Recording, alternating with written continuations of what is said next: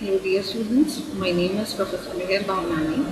I am teaching in Julilal Institute of Technology in Computer Science and Engineering Department. Today I will be teaching you basics of queues. So let's start. Queue is an ordered group of homogeneous items into a data structure called queue. Okay, elements are added into one end and removed from the other end. These ends are nothing but front and rear. We'll talk about it later.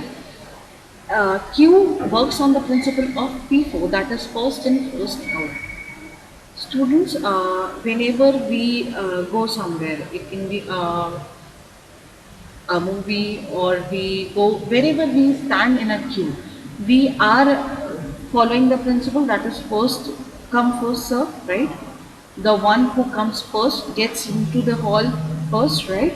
So this is nothing but this is the actual principle where queue works, that is first in first out.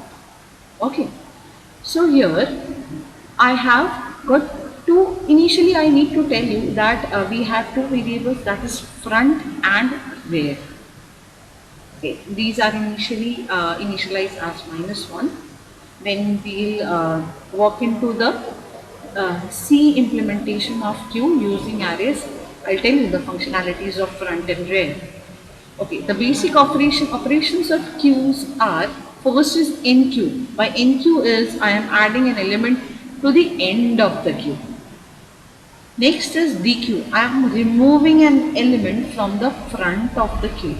Right? That is what the principle of FIFO says. First in, first out. Is empty. This function checks whether my queue is empty or not. Is full. It checks whether the queue is full or not. Peak. By peak function, we'll get the value of the front of the queue without removing it. We are only printing out the value of the queue, front value of the queue without removing it. Okay, this is the diagrammatic representation, right? What I'll do is, I'll always insert an element into the queue from rear and I'll delete it from the front. Initially I have two pointers, you can see it in red and green, that is green is for front and red is for rear. So initially both the values are, front and rear has value equal to -1 when my queue is empty. When I need to NQ the first element, that is 1, what I'll do is I'll increment both the values from -1 to 0 and I'll NQ my first element at Q of 0, that is 1. Then if I NQ the second element, what I'll do? I'll do not touch front while NQing. What I'll do? I'll increment the value of rear. Look, I am incrementing the red pointer from 0 to 1. Red is for rear. So what I'm doing is, I'm incrementing the value of rear from 0 to 1 and I am NQing it. I'm adding an element into the queue from Q equal to Q of 1, which is equal to 2 now. Okay. Now, again, if I want to NQ, okay, so what I'll be doing up to from 0 to 4. If the maximum size of my queue is 5, so till what place I can NQ? Till 4, right? Because I'm starting with index 0. So Q of 0 has 1, Q of 1 has 2, Q of 2 has 3, Q of 3 has 4, Q of 4 has 5. Now what I am done? I am done with the maximum limit of Q. And the value of rear is 4. So whenever my value of rear reaches up to max -1, max is what? The limit of my Q reaches till 4. So that implies my Q is full. Okay, now coming up to DQ concept. What I'll do is, now I won't be touching rear. What I'll be doing? I'll be incrementing front. My first element was 1. So if I want to DQ it, what I'll do is, I'll simply increment my front from 0 to 1. So automatically my 1 gets eliminated from the queue. Similarly, if I want to delete 2 from the queue, what I'll do? I'll increment my front from 1 to 2, so automatically 2 gets deleted, and so on. When my Q front and rear gets equal, that is equal to 4, this implies that this is the last element. What I'll do is I'll delete those elements, and then again I need to initialize the value of front and rear as equal to -1. Hope you have understood using the diagrammatic representation. This is my NQ. When my entire NQ and DQ operations are over, my last elements gets DQ'd. So what I'll do? What I'll do with the values of front and rear? They cannot be equal to 4, right? So what I'll do is, after deleting the last element from the Q, I'll initialize my value again to -1 for both front and rear. Coming to the C program using arrays. I have here I have 3 functions: NQ, DQ and display. I need to pass an integer, an element to the function of NQ so that I can put it into the Q. As you can see here, I have used an array called items, and here the maximum size is equal to 5. So at max, how many elements I can NQ into the Q? 5 elements. Initially the value of my front is equal to -1, the value of my rear is equal to -1. The main function here, what I am doing is I am NQing 5 elements. I am calling an NQ function, I am putting 1 into it, 2 into it, 3 into it, 4 into it, 5 into it. Can I put a 6th element into the queue? Of course not. Why? Because my queue is already full. I have put 5 elements. Then I am calling a display, and then what I am doing is I am calling DQ only once. Okay. So after NQing 5 elements, if I am deleting the first element, that is 1, I'll get 4 elements to display, and then I'm calling display function again. Coming to the functions. Now I can we can relate how we are NQing, how we are DQing, and how we are printing the entire queue.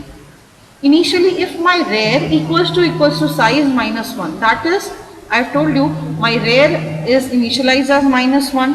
Whenever I am putting my one element into the queue, my rear goes to 0. Till where can my rear extend up to? It can extend up to size -1, since we are starting with indexing 0, right? So if the rear reaches my maximum limit, that is equal to size -1, that implies my queue is full. Otherwise, what I'll do is, if front equal to -1, this implies this is my first element. This is my first element. Till now my queue was empty. Okay.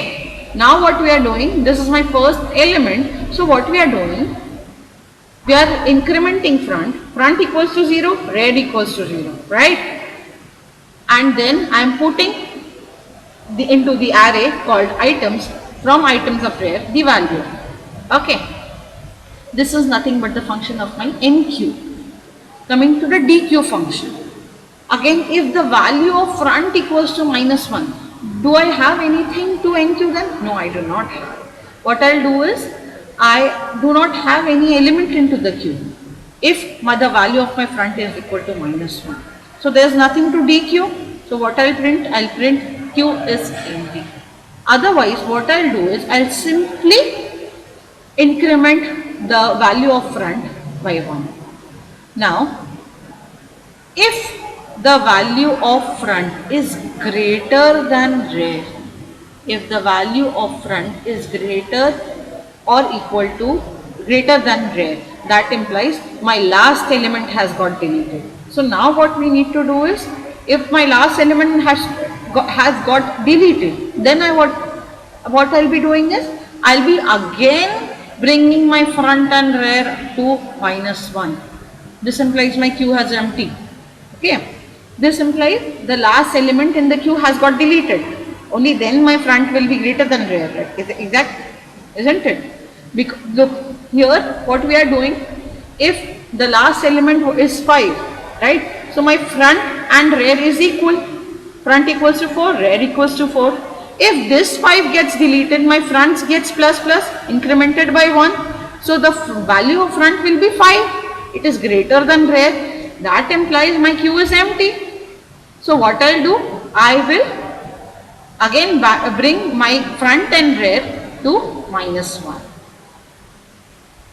Now coming to printing the queue, to displaying the queue. If my rear equals to -1, my front is -1, my rear is -1. That implies my queue is empty.